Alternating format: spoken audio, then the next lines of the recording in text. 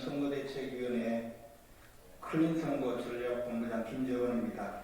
오늘은 도이치모터스 관련 사건 결과와 그에 대한 검찰의 처분 및 우리 캠프의 대응 방안에 대해서 말씀드리겠습니다. 우선에 윤석열 후보 배우자의 의혹은 아무 실체가 없는 흑색 선전으로 밝혀지고 있습니다. 검찰은 권력의 눈치를 보지 말고 사건의 신속한 종결 처분을 할 것을 요구합니다. 윤석열 후보는 검사 시절에 권력에 대한 수사로 많은 탄압을 받아왔습니다. 도이치모터스 사건도 마찬가지로 시작된 것입니다. 2013년 윤석열 검사가 국정원 댓글 사건을 수사하던 중에 경찰청에서 도이치모터스 주가 조작에 대한 윤석열 배우자가 연루 의혹이 있다, 이런 내용으로 내사를 진행했습니다. 이 내사 사건은 결국 사실 무근임이 밝혀져서 종결했습니다. 2020년 6월 윤석열 검사가 조국 전 장관을 수사하자 한 경찰관이 그 내사 보고서를, 즉 2013년의 경찰청 내사 보고서를 뉴스타파에 유출해서 보도가 되었습니다. 이에 최광욱 의원이 2020년 4월 언론기사를 토대로 고발을 했습니다.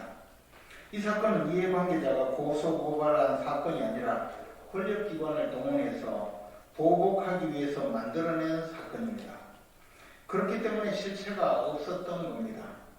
민주당은 검찰에 윤석열 후보 배우자에 대한 수사를 압박하고 플래카드까지 내걸었지만 의혹 제기에 구체적인 근거를 제시하지 못했습니다. 김건희 씨의 구체적인 의혹의 내용과 그 근거가 무엇인지 민주당은 답해보시기 바랍니다. 언제, 어떻게, 누구와 연결되어 무엇을 했다는 것인지 구체적인 내용을 들어본 적이 없습니다. 앵무새처럼 도이치모터스 주가 조작의 주범이니 전준이 하면서 지속적으로 허위 사실을 폭로하고 후보자를 비방하는 데 혈안이 되었습니다.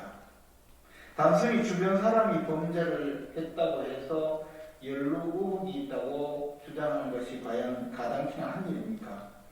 대장동 게이트처럼 이재명 후보 스스로 설계했다고 밝히고 배임성 계약을 보고받고 결정하는 데 관여했고 핵심 측근이 뇌물을 받는 등 의심의 구체적 근거가 있어야 수사라도 촉구해 볼 수 있는 것입니다. 이미 친정부 성향의 검사인 이성윤, 이정수 검사장이 서울중앙지검 반부패 수사부를 총동원해서 1년 8개월이나 억지 수사를 이어오면서 온갖 것을 다 뒤졌지만 아무것도 나온 것이 없습니다. 김건희 씨는 주식 전문가이니 믿고 맡기면 된다는 말을 믿고 2010년 1월부터 이 모 씨에게 10억 원 안팎이 든 신한증권 주식계좌 하나를 일임해서, 즉 맡겨서 주식 거래를 하도록 했고 4개월 뒤 4천만 원 정도의 손실을 보고 그 계좌를 회수했던 것입니다. 검찰은 도이치모터스 관계자들이 2009년부터 2012년까지 654억 원의 주식을 매집하고 이상매매 8천회 가량을 했다라고 발표했습니다. 김건희 씨와는 전혀 무관한 사항이었습니다. 김건희 씨가 맡긴 계좌 내역을 공개했는데 주식 매매를 일임한 약 4개월 동안 단 7일만 거래가 이루어졌습니다. 거래한 7일 동안에도 시세 변동이 거의 없었습니다. 김건희 씨가 공범이라면 왜 손해를 보고 계좌를 회수했으며 이익을 배분하지 않았습니까? 범행에 동기도 없고 관여한 내용도 없습니다. 공범으로 의혹을 할 수가 없는 것입니다. 애당초 공범 관계가 인정되지도 않습니다. 검찰이 주가 조작 사건 관련자들을 모두 기소하면서 김건희 씨 부분만 처리하지 않고 남긴 것은 권력을 잡은 여당의 실을 보고 여당의 앞잡이 노릇을 하고 있는 것입니다. 주가 조작 사건 관련자들을 모두 기소했다고 합니다. 보통 검찰은 이럴 때 함께 고발된 사람들의 처분도 곧바로 합니다. 그럼에도 매우 이례적으로 검찰은 김건희 씨에 대한 사건은 계속 수사하겠다고 밝혔습니다. 민주당 의원 7명이 사건을 종결하지 말라고 서울중앙지검을 항의방문하자 눈치를 보고 있는 것이 분명합니다. 1년 8개월이나 압수수색, 계좌 추적, 관련자 구속, 참고인 조사 등을 모두 다 했는데 무엇이 더 남았습니까? 김건희 씨에게 없는 죄도 뒤집어 씌우기 위해서 그동안 얼마나 많은 수사와 얼마나 많은 자료를 뒤졌습니까? 그리고 얼마나 많은 허위 보도가 나오도록 했습니다. 이제 또 무엇이 남았습니까? 이미 관련자들에게 김건희 씨의 연루 의혹은 모두 조사했을 겁니다. 아마 그것부터 조사했을 것이 틀림이 없습니다. 관련 증거와 관련 내역도 다 나와 있습니다. 계좌 추적은 물론 관련자들의 진술, 기타 압수수색 자료 등도 모두 확보해 두고 있습니다. 결정할 수 있는데 미루고 마치 무엇인가 수사할 것이 더 남은 것처럼 하는 것은 정치 공작이자 선거 개입입니다.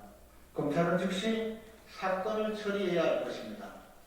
바로 이 사건이 시작될 당시 최강욱 의원의 고발부터 시작해서 오늘날까지 김건희 씨가 주가 조작에 관련된 것처럼 악의적으로, 악질적으로 공격하고 그것을 통해서 후보자를 비방해온 분들이 있습니다. 잘 아시다시피 공직선거법에는 후보자 비방죄를 두고 있습니다.